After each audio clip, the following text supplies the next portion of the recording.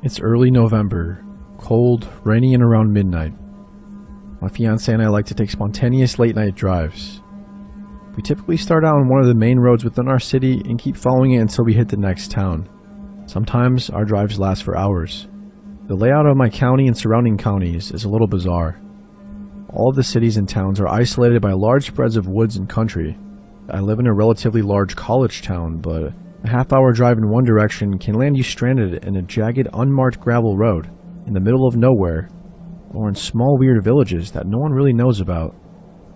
It's actually pretty exciting, and that's why we do it so much. So it's around midnight. We're nearly lost. Willa, my fiance, is poking around on my phone, trying to figure out what road we're on. We're on a mud path in a part of the country framed by small towns that we've never heard of. There are no other cars on the roads. It's rainy and misty, and the headlights on my car aren't doing a damn thing. There are strands of trees and brush on either side of the road. We're heading north.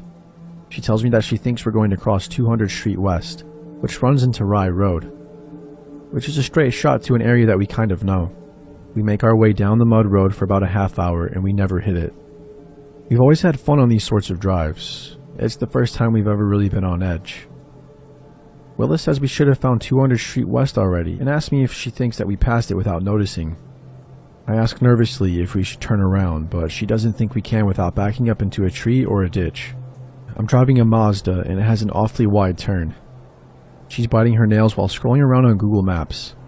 10 minutes pass and we finally see a little black road snaking up a hill, branching off of the road we're on.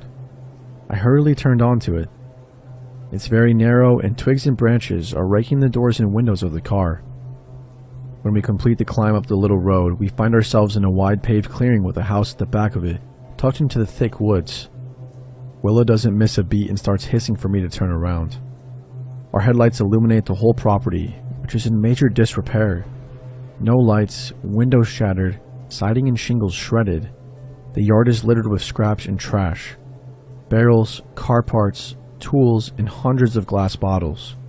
Branches, slabs of concrete, and rocks. And there was a nasty old Chevy pickup.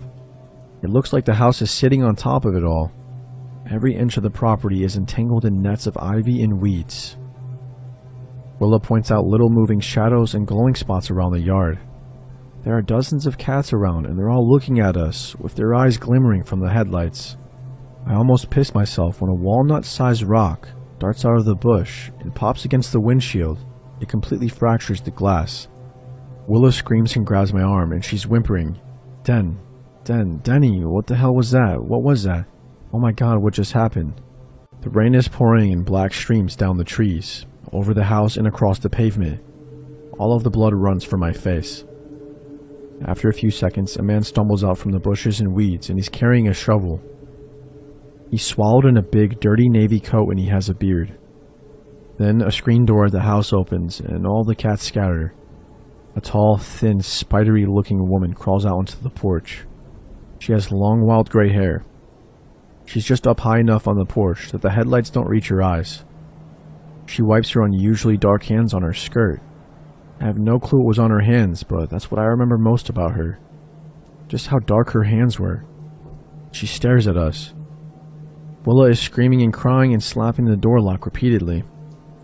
I throw the car into reverse, rolling over cinder blocks and branches, and then screech back down the road.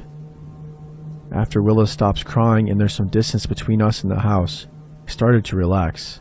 Yet when we finally get out of the woods and hit a long, straight stretch of road, I notice headlights behind us. I get a stomachache when I notice the cars mimicking all of our turns onto different roads. After nearly half an hour of being pursued, we finally reach a gas station being visited by a few other people. I watch the vehicle pass, and it's the same nasty Chevy truck that we saw at the house. They stalked us all the way to the next town. We wait till we see the truck disappear down the road before we get out, get some food, and ask for directions. On our way home, I looked at the rear view mirror more than I do at the road ahead. When we got back early in the morning, my teeth don't stop chattering until I fall asleep.